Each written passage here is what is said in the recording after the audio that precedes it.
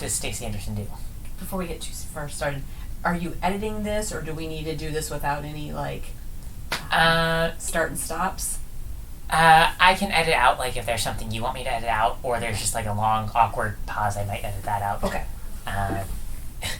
I'm probably going to be editing out, like, the first minute where you're kind of just adjusting the thing, but... Yeah. Well, I didn't know if you wanted to stop and delete, and we can start from the beginning, knowing that, I should just try to not have any edits as much as possible. I just didn't know. A couple of miscellaneous edits. I kind of would prefer just to be able to do one take of continuous, but... Okay, perfect. If I have to snip off the beginning and I will.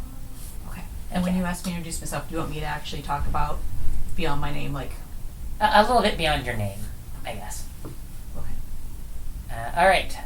Please introduce yourself, Stacie. Hi, I'm Stacie Anderson, born and raised in the Sioux City, Iowa. Current business owner. Actually have a couple businesses. I own Empowering Conversations, which produces Siouxland magazine, a community magazine that helps to bridge understanding and just get people together and have really good conversations. And then also I have the Expansion Center with my partner Debbie LaCroix. And that business is fairly new. We've just been open under a year, and the idea is that it's a place for people like Debbie and myself who love to learn and just want a place to come together in community and learn things and try things and play. So really, really fun new space. Being frank, I should probably get Debbie's side of the story, because I'm sure you'll give yours. Yeah. Both will be interesting to hear side by side. Anyway, I guess let's hear the story of Stacie, how you went from wherever you began to here and now. Oh my gosh.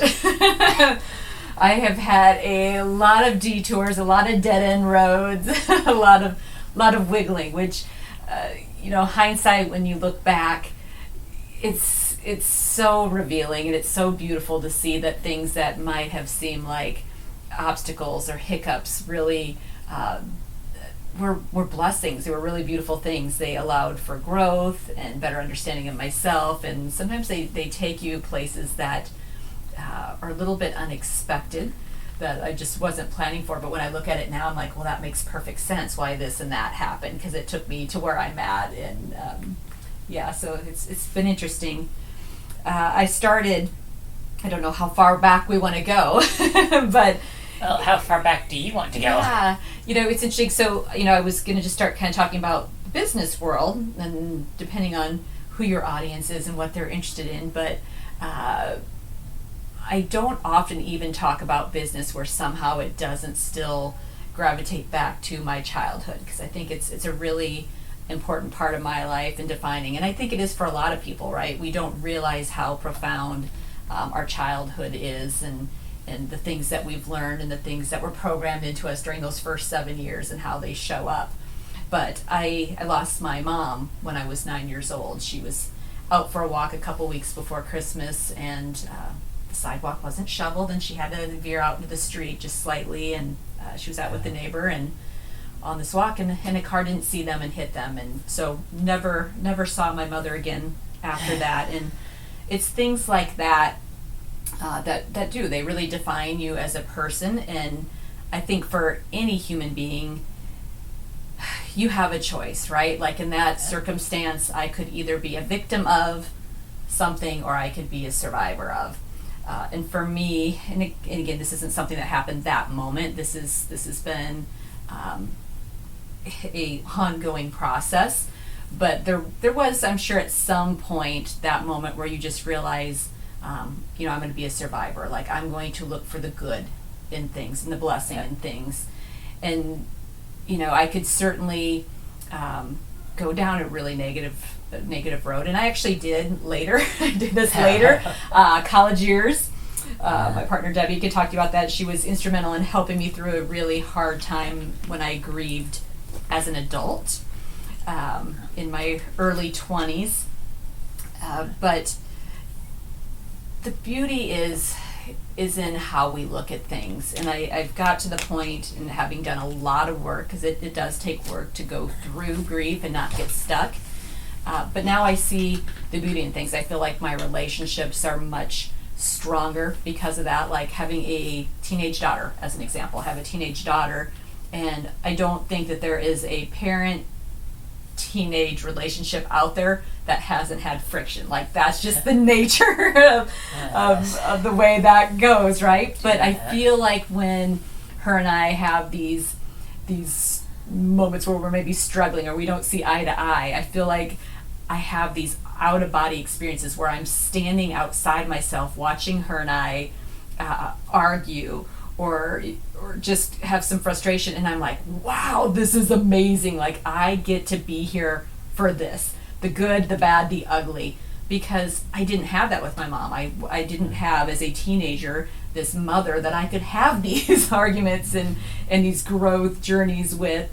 And so to just be able to go, you know what, even in the messy space that we experience as humans, I even find so much beauty in it, because I'm just really, I think, in this space of gratitude, of just being appreciative for what we do get every minute. And so that, I think, plays out a lot in my life and even into my business. It doesn't blur. I would like to think that people who know me, personally, as a friend, family member, see me as the exact same person as in the business world, right? Like I try to show up being very present, really seeing the people in front of me and appreciating them and taking what they need into the equation, and making sure that all of us are seen and heard and understood and loved. And so for me, with business, relationships are like the foundation of anything.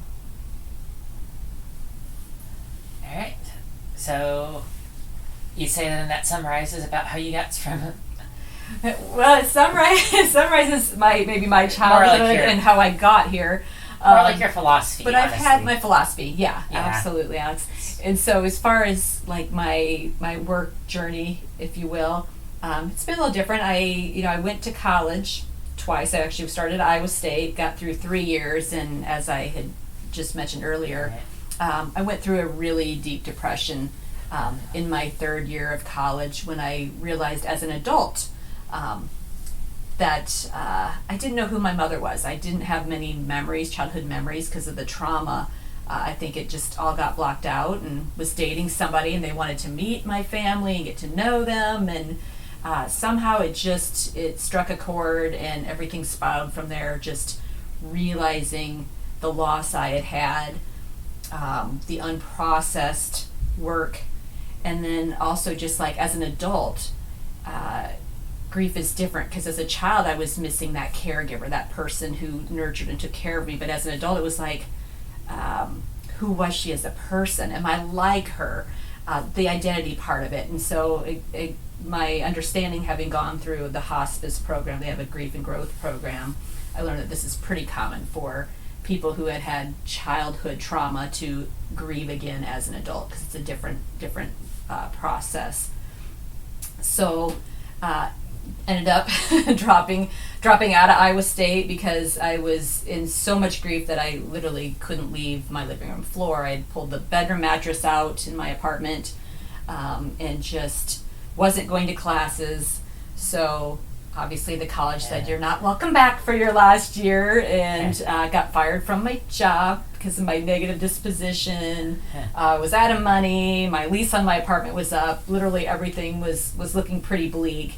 And that's actually when Debbie, my business partner, and she was going to Drake at the time, went for a walk in the Merle Hay Mall out in Des Moines, the Des Moines area, which of course where Drake is. And she was trying to wake me up to my reality of, you've got to figure out what you're doing. Like, you're going to be on the streets here in 5 minutes. Like, you have no plan, no options. And in my really negative disposition and dark space, and with a lot of action, I'm like, what do you want me to do? Walk into one of these places and get a job? And I literally stormed off like a 5-year-old at the age of like 20, and walked into a Victoria's Secret store, which happened to be the store at that point in the mall where we were in front of at that particular moment, and asked for a job. And what was really funny is I walked out and looked at Debbie and said, well, I hope you're happy. They hired me. I don't even live in Des Moines. So that was like, Debbie was like, all right, so job check. Where are you gonna live? That's the next thing we got to figure out. And what ended up happening is, again, we were towards the end of that school year, and she had a friend with an apartment who was going home for the summer, and that friend said, hey, you know what? Let your friend, being me, stay in my place for the next 3 months. That way, it's not sitting empty. Gives her a little bit of time to figure it out. And so that's how that started. And by the time school started up again and she came back and Debbie came back, I had found an apartment in the newspaper with a few other women and shared that space. And the transition quickly went from Victoria's Secret to Helzberg Diamonds. It was just a few stores down. They recruited me and they're like, you can make more money doing this. And so I went to that and worked there for a while, and then just realized, okay, I'm going in the hole here. Like, I wasn't making a lot of money, obviously, being a college dropout. Was still kind of in a really dark space, so expenses were being put on credit cards, and still just really unhappy, really, spent a lot of time crying. And that's when I decided I needed to just come back home, which, again, here's Sioux City. And once I got back here, the Helzbergs just transferred me, so I continued to work full-time at the Helzbergs here. And then, like I mentioned just a little bit ago, went through the Grief and Growth program. Someone had recognized the mess I was in and just said, you need help. And thank goodness they did, and that's when I did this program that went on for several weeks. Got the opportunity to meet with all women who had all lost their mothers.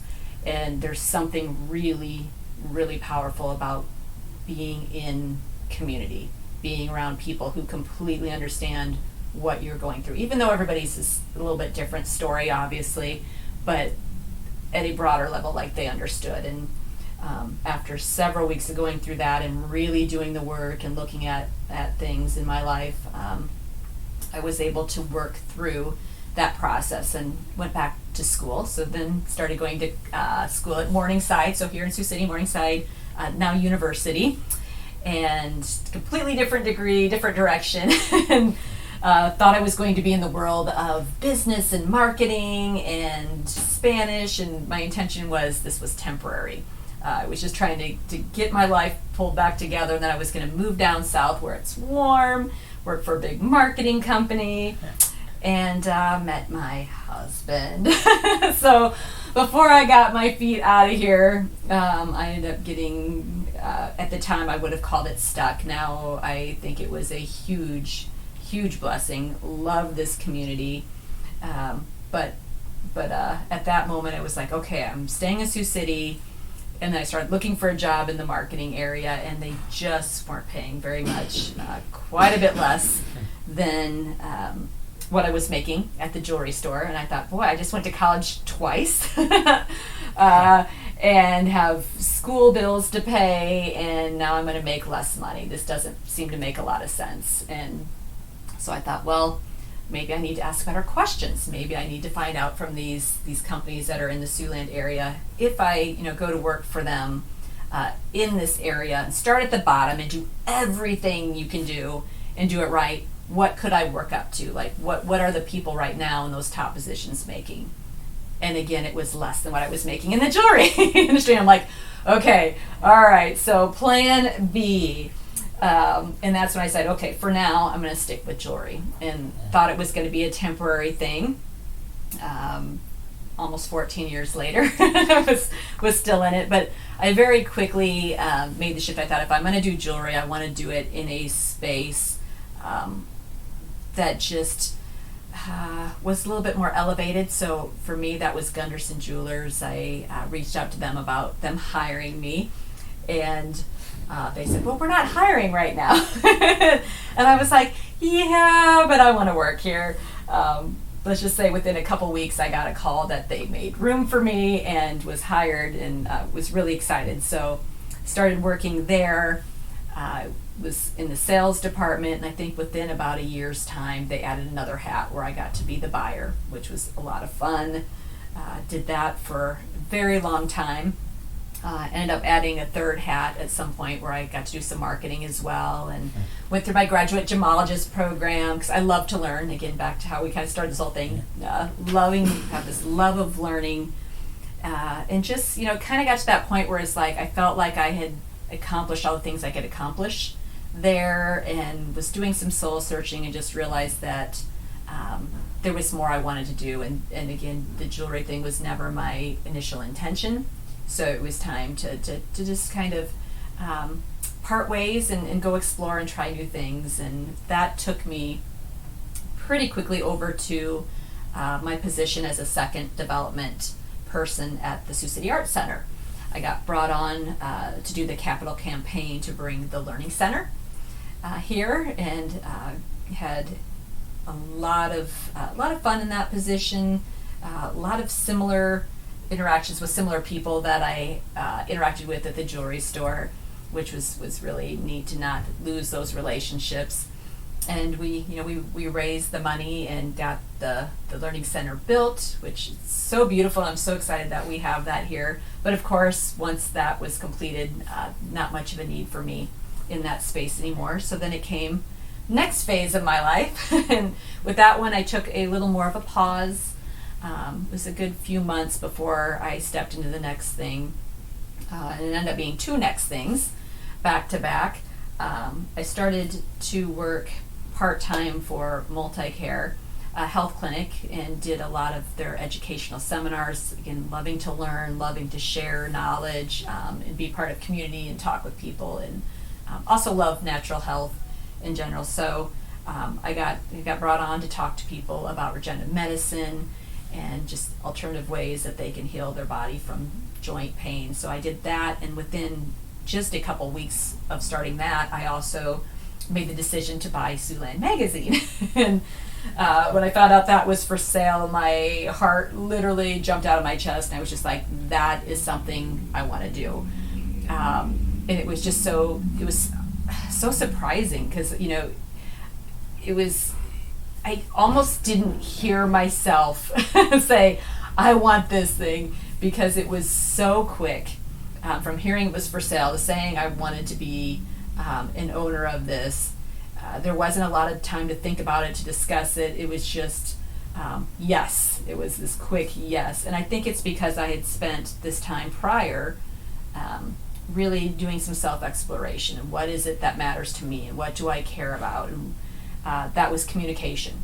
And like, whether you're in the nonprofit world, the business world, with your family members, like the quality of your conversation makes a difference in the quality of your relationships and ultimately your life. And I thought, you know what, a magazine is a way for me to reach more people and to interact with my community, right? And do my part to make my backyard, my community better, if I can help to facilitate meaningful conversations. And so bought that, and it's changed it up quite a bit. I bought it in namesake, but we went from a quarterly publication to bi-monthly, and just kind of shifted the focus of it again to just really be about facilitating really good, meaningful community conversations.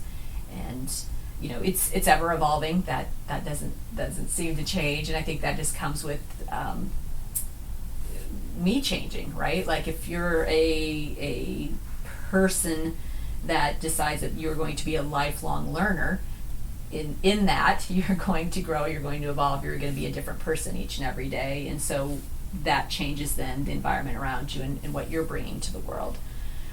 So you've been doing that for, I'm on my 4th year of that now. And then I said about 9 months ago, Debbie and I discussed opening, or we did open. We'd been discussing for a long time before that, but we discussed and pulled the trigger on actually opening the expansion center.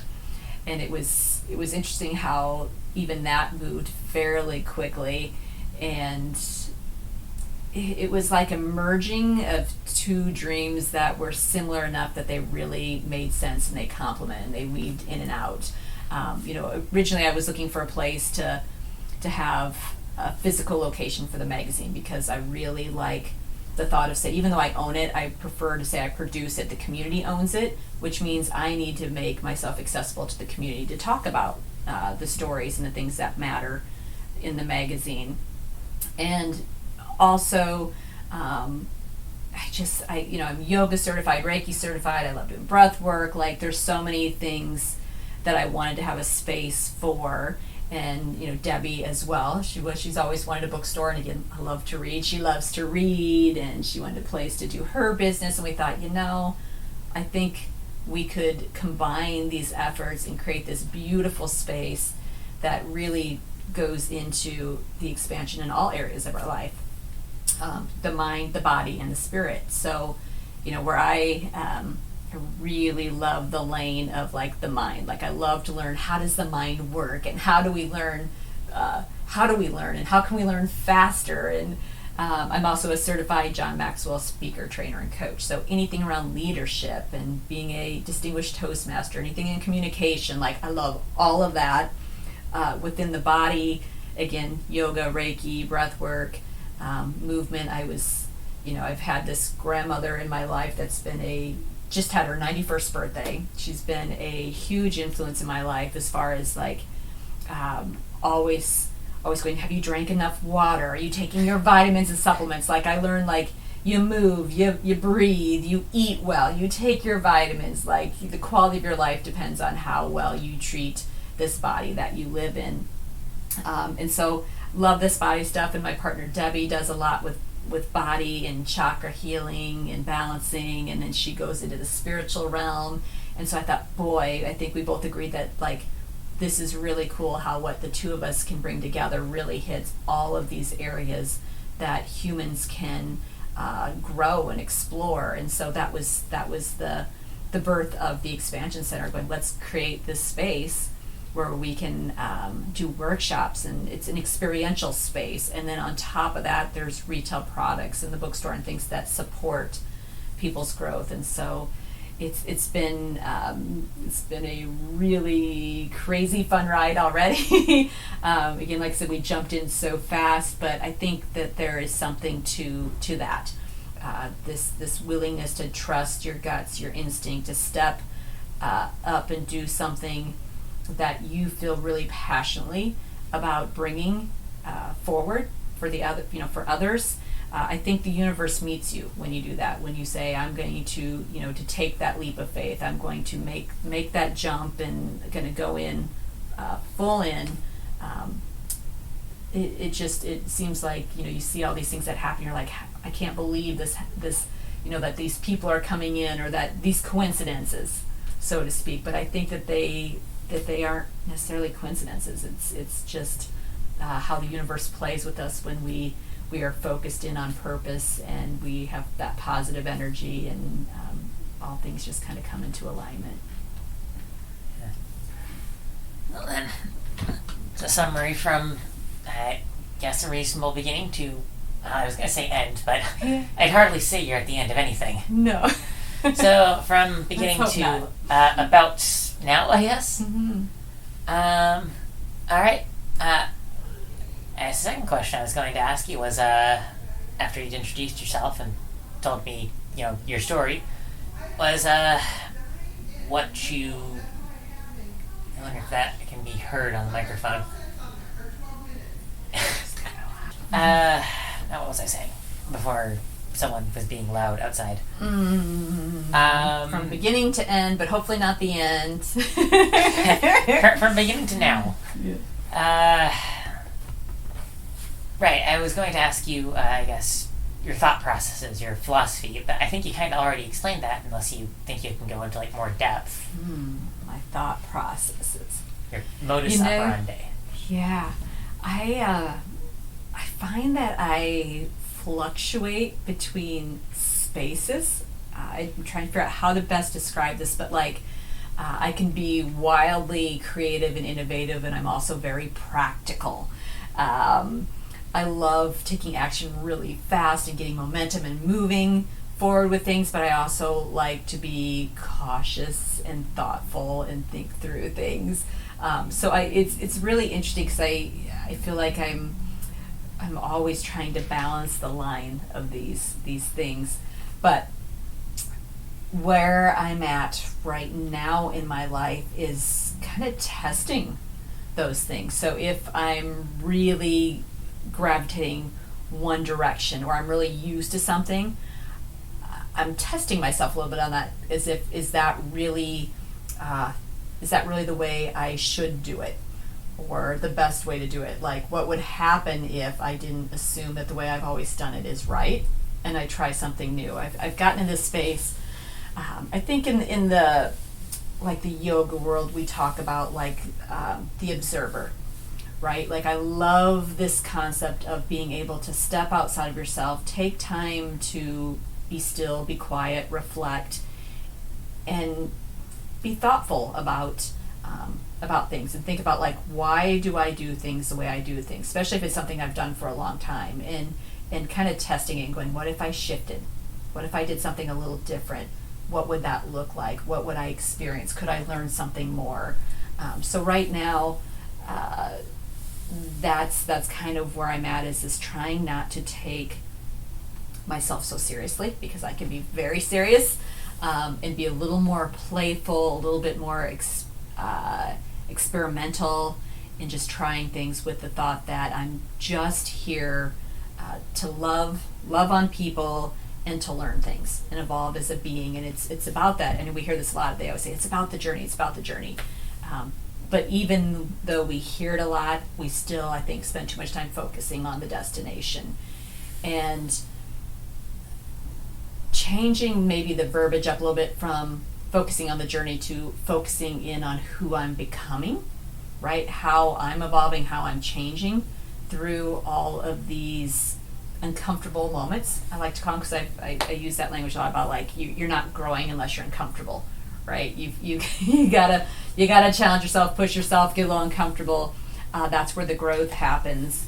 And so just trying to stay in that space where there's just a little bit every day of overcoming the self, overcoming fear, overcoming this complacency and wanting to get comfortable, and trying to just push that line of trying new things, exploring new ways, getting different perspectives from others by engaging in those conversations.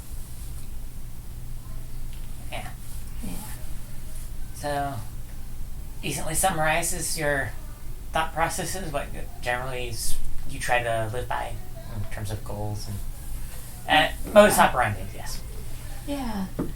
I heard, this is their thing that I'll be honest, I struggle with is, I hate the word perfectionist, but I do have high standards and on myself more than anybody. And they say, if you can do something, or if somebody else can do something 80% as well as you can, you should delegate it, right? Allow yourself the space to be able to, and the time to do the things that you do well, and allow others to take some of that off the plate. It also really gives those people, the people that you delegate to, the opportunity to step into something and to grow and to feel the accomplishment of those things. And so that's another thing right now too, is I'm working on, again, just allowing myself to not worry about getting it perfect or getting it all done, right? Because I think at the end, hopefully, like, when we die, like, no one's going to have it all done, right? We're never going to get it all done. It's never going to be perfect. So why are we even trying? You got to kind of wonder, like, why are we trying so hard to do it all and do it all perfectly when it's just not even possible? I mean, if you completed everything, then your life would be done, right? Like, you always need something to reach towards to keep you alive and moving. So just knowing that, can't get it all done, can't get it perfect, I think allows us, or gives us permission to just go, okay, I'm going to do the best I can today, and tomorrow's another day. Yeah, I've heard this line that might be useful. Never let perfect be the enemy of good. That's a great line. Right. Yeah.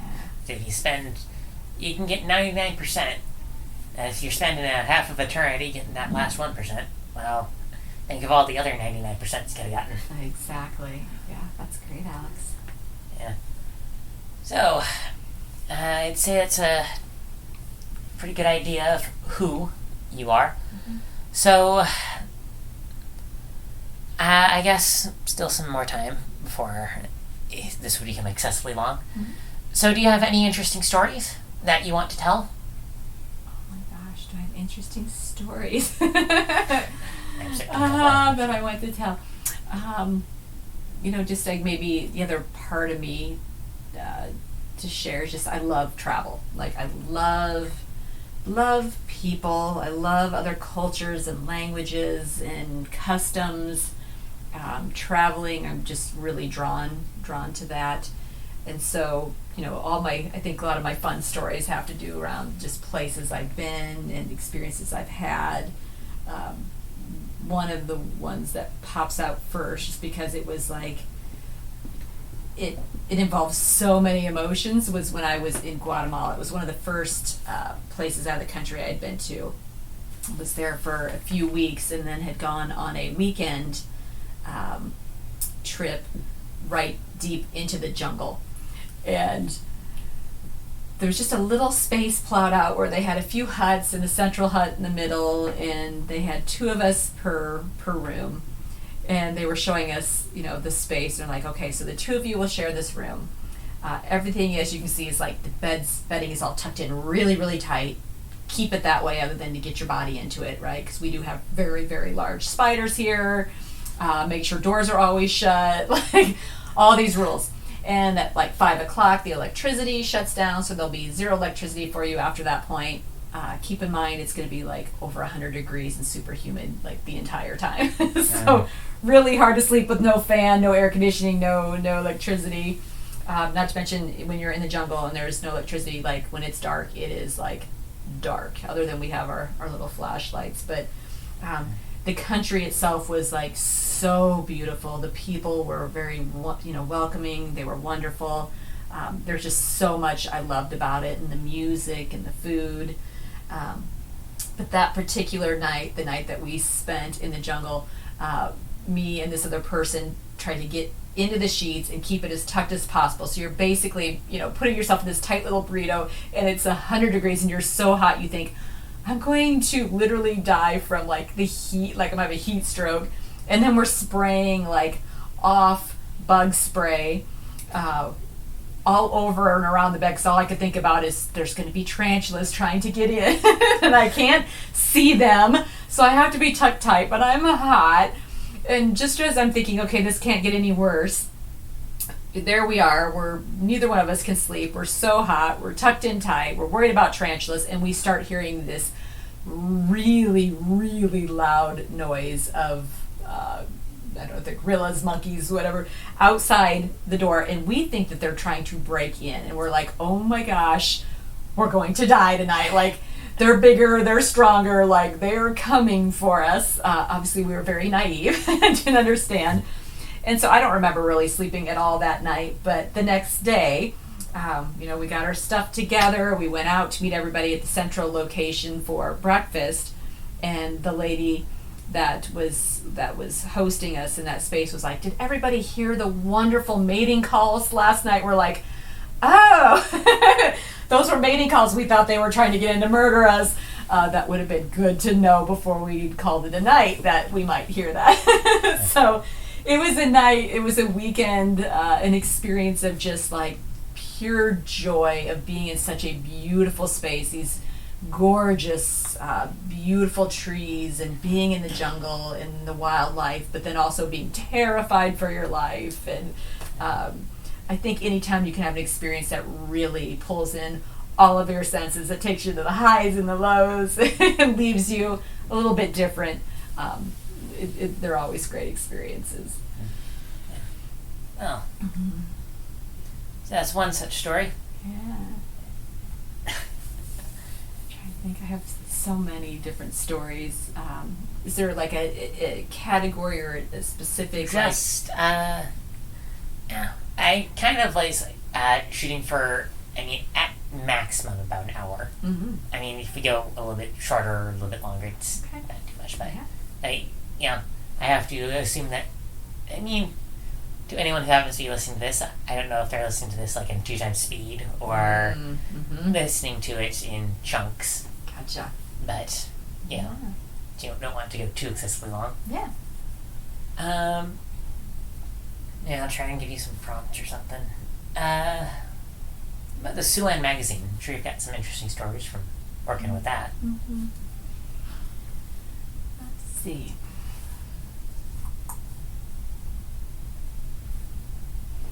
Yeah, what I love about the magazine, it's a lot of things, but the fact that we're sharing people's stories. We have a lot of personal stories in there, a lot with nonprofits and small businesses.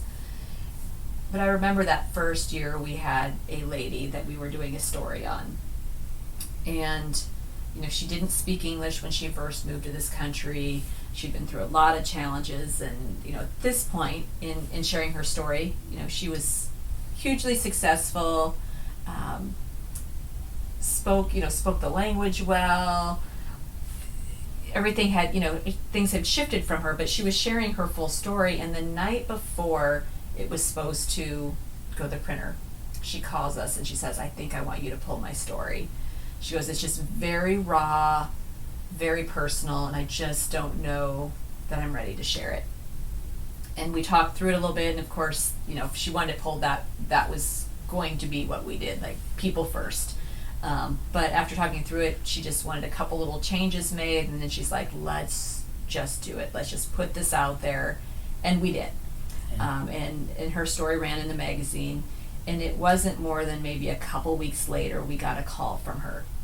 She was in one of the Hy-Vee stores, and somebody who recognized her, somebody she did not know, but they recognized her from her story in the magazine. They went up to her, and they just immediately embraced her and were like tearful, and they're just like, "Your story changed me." Like they had such a connection from that story. And she called and she's like, "I just really want to thank you for pushing me a little bit to be brave, to share my story, to connect with others," because she got to experience how powerful that is, right? When we have no shame in the life experiences that we've had, when we recognize that all the things that we've had to overcome, that defines us. It helps build our character, and that's those are beautiful parts of us. And that was just really heartwarming to have her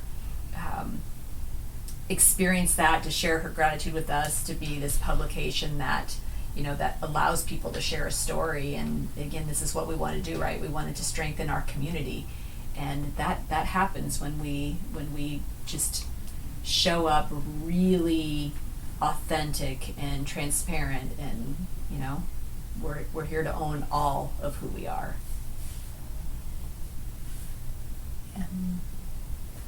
Yeah, that's kind of why I'm doing this. There's these stories, and I mean, they're all in our own head. And sure, there's other people who know them who've interacted tangentially, but and remembering what's happened to your mother. Mm-hmm. When you're gone, so are the stories, and unless you happen to have told them. So yeah, it's good that we tell stories. That's really what everything comes down to. Like, we are storytellers. People, that's how we share information. That's how we connect. It's how we learn, and it's one of the most powerful tools in learning and connecting, is doing it through story. Our ability to share our memories is the cornerstone of civilization. Yeah. It is.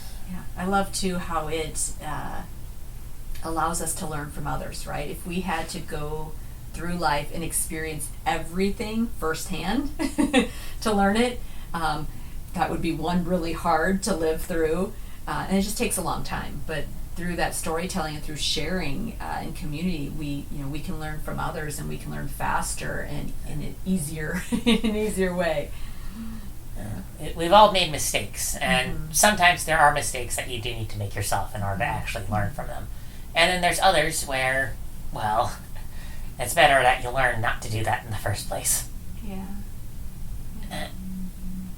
I love that you mentioned, though, that we all make mistakes. Because I think we forget that, and we get way too hard on ourselves. And, there's something very freeing about just owning that, saying, we're all humans having a human experience, which is a messy experience, and that's okay. And like to be able to again see the beauty in that and the joy in that and the lessons. There's no. I hate the negative spin that the word failure gets. That was something I did an issue on. I think again that first year, I'm like, failure should be something that we put ourselves out there to try. Like how do I better put this? Like, you can't do anything great unless you've failed. You just really can't. Like, to take those next steps and the next steps. Like, think about when a baby's trying to learn to walk. Like, they're not going to just go, oh, I just need to stand up and take steps.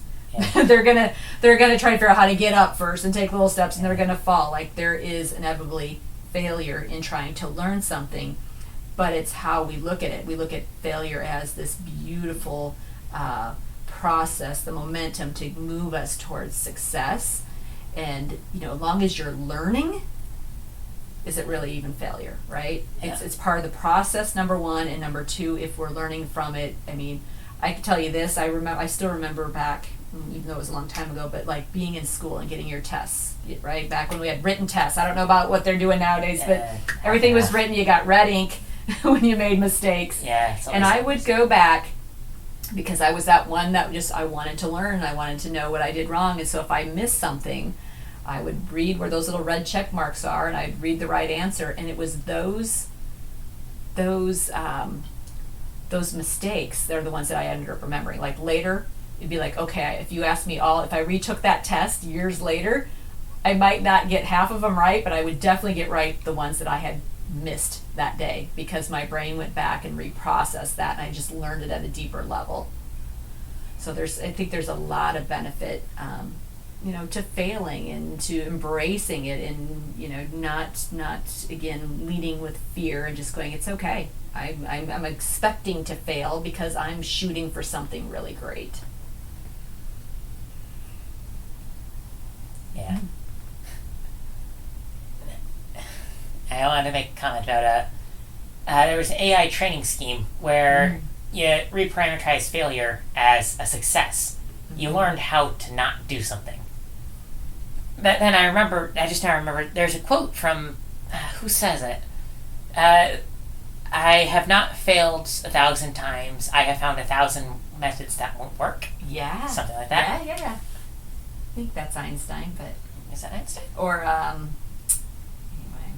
Yeah. I mean, yeah, we just have to remember, life isn't perfect, and it's not going to be. Nor should it be. And we have to be... we can't be like water, kind of have to be, but can't also be stone. Mm-hmm.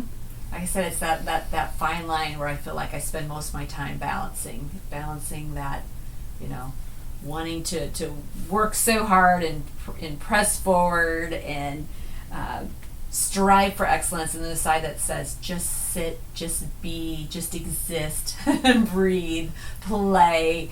You've got to find that balance in life. And I know there's a lot of people right now, I find this so interesting, where people are like, I don't like the word balance. I don't like the word balance. Like, I've heard that so much right now, where even balance is getting a bad word. Oh, balance is impossible. There's, you can't achieve it. We need to stop trying for it. And I'm thinking, well, geez, if I were riding a bicycle, I'm going to keep working on it the entire time I'm pedaling.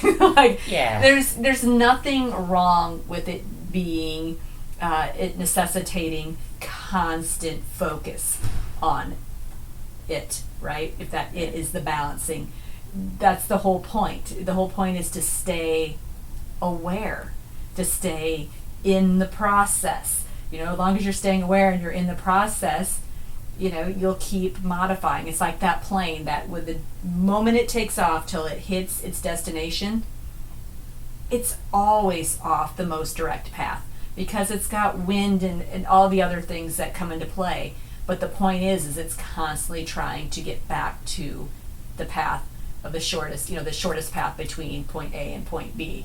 But same thing with us. We're never going to be exactly in balance, but that doesn't mean we don't participate in that process of trying to stay in there, to stay aware and stay just, pulling all those parts together.